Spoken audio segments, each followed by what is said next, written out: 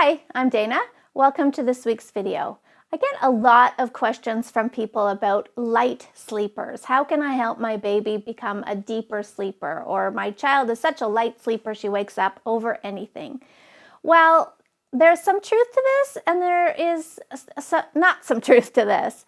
We all cycle through sleep cycles, and some parts of the cycle are really light and some parts of that cycle are really deep. And it just depends where your child is in their sleep cycle when a noise arrives. I can remember one time the fire alarm was going off in our apartment complex, like just so loud. There seems to be no way anyone could sleep through the sound of that. Yet when we went in to get our son, he was fast asleep, didn't hear it at all. So that tells me that he's in the deepest part of his sleep cycle, and those kind of noises aren't going to reach him very easily. Now, if the same alarm had gone off when he was in a lighter phase, then yeah, absolutely would. So that's the science behind it. But what is happening in your particular scenario is most likely caused by a sleep prop.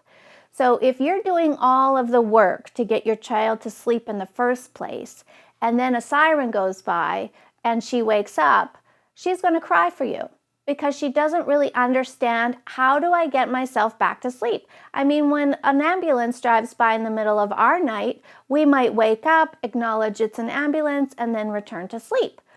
If she wakes up and hears a funny noise, now she's wide awake and wondering, now what do I do? How do I get back to sleep without those things that got me to sleep in the first place? So that's why she's going to cry. If she had her own skills, she would most likely hear the sound and then return to sleep, just like you do. So if you feel like, a pin dropping in the hallway wakes up your child, then what you have is a sleep prop problem, not really a problem with your child being a light sleeper.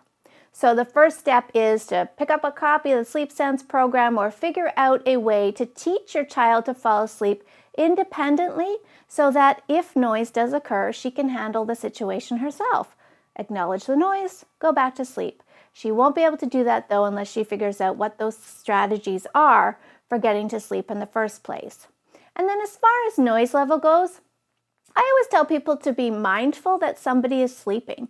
It's the same as if your partner were having a nap in the middle of the afternoon. You're not going to play music really loud, start vacuuming right outside the door. You're being polite. You're being considerate because somebody else is sleeping. You do not need to tiptoe around. You don't need to watch TV with your headphones on. You can go about your normal business, just keeping in mind that depending on where she is in her cycle, if you drop a tray of plates on the floor, you might wake her up. Thanks so much for watching today. Sleep well.